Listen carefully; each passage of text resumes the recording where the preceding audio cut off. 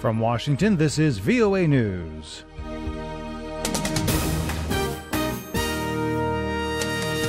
Hello, I'm Steve Miller. Puerto Rican officials rushed to evacuate tens of thousands of people downstream from a failing dam. But as Mary Motta explains, that wasn't the only problem facing the U.S. territory. Government spokesman Carlos Bermudez said that officials had no communication with 40 of the 78 municipalities on the island. Officials also said 1,360 of the island's 1,600 cell phone towers had been downed, and 85% of above-ground and underground phone and internet cables were knocked out. With roads blocked and phones dead, officials said the situation may be worse than they know.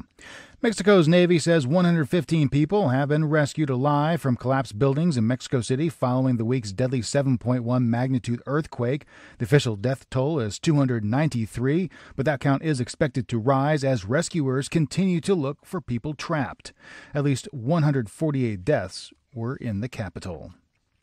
Brett McGurk, the special presidential envoy for the Global Coalition to counter ISIL, said about 6 million people who used to be living under ISIS are no longer living under the Islamic group. About 80,000 square kilometers that used to be controlled by ISIS are no longer controlled by ISIS.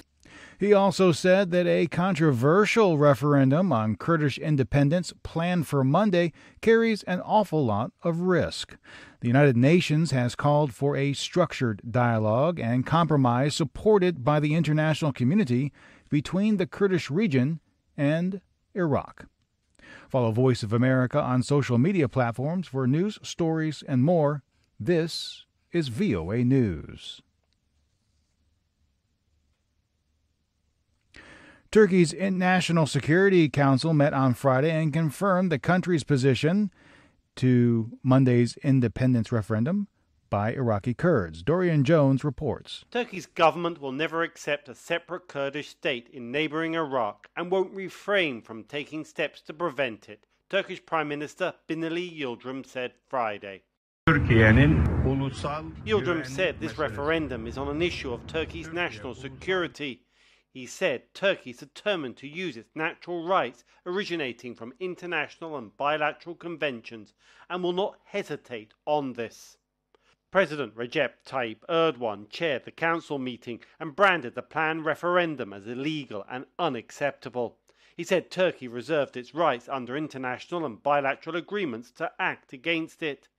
Ankara fears such a referendum could fuel secessionist demands within its own large restive Kurdish minority. Dorian Jones, VOA News, Istanbul. The United Nations estimates some 429,000 Rohingya refugees have fled violence in Myanmar from Bangladesh since August 25th.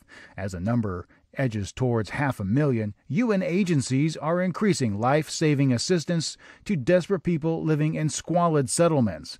Lisa Schlein has the story from Geneva.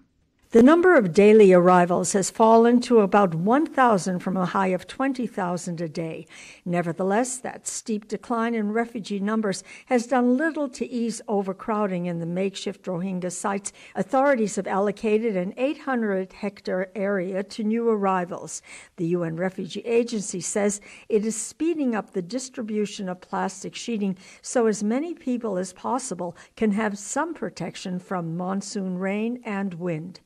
UNHCR spokesman Andrei Mahecic says health is a major concern given the inclement weather, overpopulated camps, and lack of essential relief. A team of epidemiologists is being deployed to assess the health risks. Lisa Schlein for VOA News, Geneva. Canada has imposed sanctions against key figures in the regime of Venezuelan President Nicolas Maduro. The sanctions freeze any assets the individuals may have in Canada and bans Canadians from engaging them in business dealings.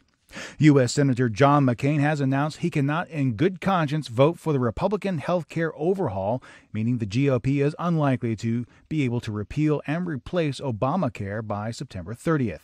McCain joins two other Republicans who have pledged to vote no, Senator Rand Paul of Kentucky and Senator Susan Collins of Maine. From the Washington News Center, I'm Steve Miller. That's the latest world news from VOA.